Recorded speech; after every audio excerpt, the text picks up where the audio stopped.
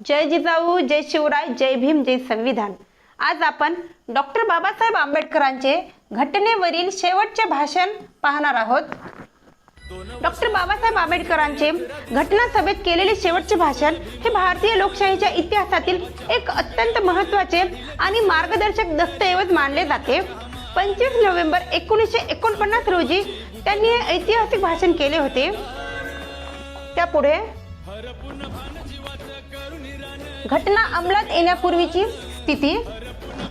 26 November 1949 मध्ये संविधान सभेची अंतिम मंजुरी, पण सामाजिक व आर्थिक विरोधाभास कायम। डॉक्टर बाबासाहेब आंबेडकरांच्या ऐतिहासिक शेवटच्या भाषणाची आठवण। बाबासाहेबांनी अत्यंत मार्मिकपणे स्पष्ट केले होते की 26 जानेवारी 1950 रोजी भारत स्वातंत्र्य आणि समानता असलेल्या जीवनात प्रवेश करेल, पण सामाजिक जीवनात आपण विरोधाभासाने भरलेल्या जगत असू। राजकीय दृष्ट्या आपण सर्वांना समान अधिकार दिले आहेत, पण सामाजिक आणि आर्थिक जीवनात असमानता कायम असेल, असे बाबासाहेब म्हणाले होते। संवैधानिक मार्गाचा अवलंब, लोकशाहीची सुरक्षा आणि न्यायप्राप्तीचा मार्ग। त्यामध्ये संसदीय लोकशाही, नंबर 2 मूलभूत अधिकार, नंबर 3 संविधान संशोधन असे होते। त्यांनी देशवासियांना सांगितले की आता आपली उद्दिष्टे साध्य करण्यासाठी क्रांती, सविनय, कायदेभंग आणि असहकार यासारख्या असंवैधानिक मार्गाचा त्याग केला पाहिजे। लोकशाही मार्गाचा म्हणजेच घटनात्मक मार्ग अवलंब करणे हे आता गरजेचे आहे। यासमोर सामाजिक आणि असमानतेचा अंत, ह्यामध्ये आर्थिक संधी, नंबर 2 सामाजिक सुरक्षा, नंबर 3 शिक्षणाचा हक्क, नंबर 4 जमीन व मालमत्ता हक्क आणि शिक्षणाचा अधिकार, आरोग्य सुविधा, समान मोबदला, जातीभेद नष्ट आणि गृहनिर्माण असे होते। जर आपण आर्थिक आणि सामाजिक असमानतेचा प्रश्न लवकरात लवकर सोडवला नाही तर ज्यांच्याकडे ती असमानता आहे ते आपल्या लोकशाहीला धोक्यात आणू शकतात, असे बाबासाहेबांचे म्हणणे होते। या समोर घटना समितीची पहिली बैठक। घटना समितीची पहिली बैठक ही 9 डिसेंबर 1946 रोजी झाली आणि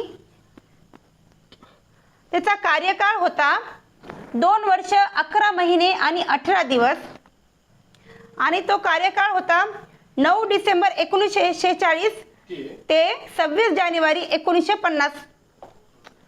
या पुढील पॉइंट अधिवेशने। त्यामध्ये महार परिषद अधिवेशने, नंबर 2 गोलमेज परिषद अधिवेशने, नंबर 3 शेड्यूल कास्ट फेडरेशन अधिवेशने आणि नंबर 4 भारतीय रिपब्लिकन पक्ष अधिवेशने असे होते। या काळात घटना समितीची एकूण 11 अधिवेशने झाली आणि ती सर्व मिळून 165 दिवस झाली। यापुढे मसुदा समितीची निवड। 29 ऑगस्ट 1947 रोजी मसुदा समितीची निवड झाली आणि लगेच दुसऱ्या दिवशी म्हणजेच 30 ऑगस्ट 1947 रोजी मसुदा समितीची पहिली बैठक घेण्यात आली होती। यापुढे कलमे आणि परिशिष्टे। भारतीय संविधानाची रचना एक दृष्टिक्षेप। त्यामध्ये कलमे, मूळ कलमे आहेत 395, सध्या 470 आहेत आणि त्यामध्ये भाग 25 आहेत आणि परिशिष्टे आहेत कलमाची अंमलबजावणी व माहिती।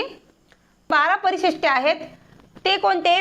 1 आहे शहरे व त्यांची नावे, 2 वेतन व भत्ते, 3 शपथ व प्रतिज्ञा, 4 राज्यसभा जागा, 5 अनुसूचित जाती, आसाम, मेघालय, त्रिपुरा आणि केंद्र राज्य संबंध आणि भाषा।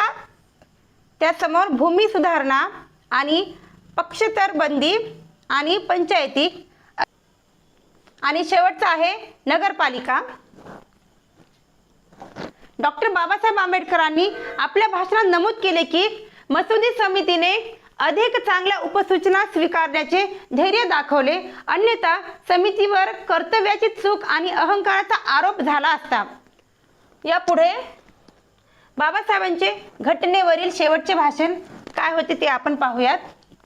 बाबासाहेबांनी नमूद केले की मसुदा समितीने स्वतःच्या सदोष उपसूचना मागे घेऊन अधिक चांगल्या उपसूचना स्वीकारण्याचे धैर्य दाखवले, ज्यामुळे समितीवर अहंकाराचा आरोप झाला नाही आणि सभागृहाने मसुदा समितीच्या कार्याचे केलेले कौतुक पाहून बाबासाहेबांना मोठा आनंद झाला. बाबासाहेब म्हणाले की घटना सभेत येताना त्यांचे उद्देश केवळ अस्पृश्य समाजाचे हित जपण्याचा होता आणि मसुदा समितीमध्ये आपली निवड होईल अशी त्यांना चुकूनही कल्पना नव्हती. त्यांनी हे देखील नमूद केले की त्यांच्या सहकार्यांनी आणि सभागृहाने केलेले अभिनंदन वर्षावामुळे ते अत्यंत कृतज्ञ झाले होते.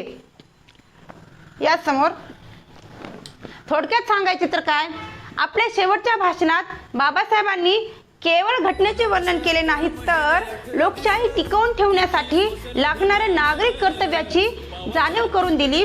त्यांनी स्पष्टपणे सांगितले होते की ही घटना कितीही चांगली असली तरी ती राबवणारी लोक जर वाईट असतील तर ही घटना निकामी ठरेल.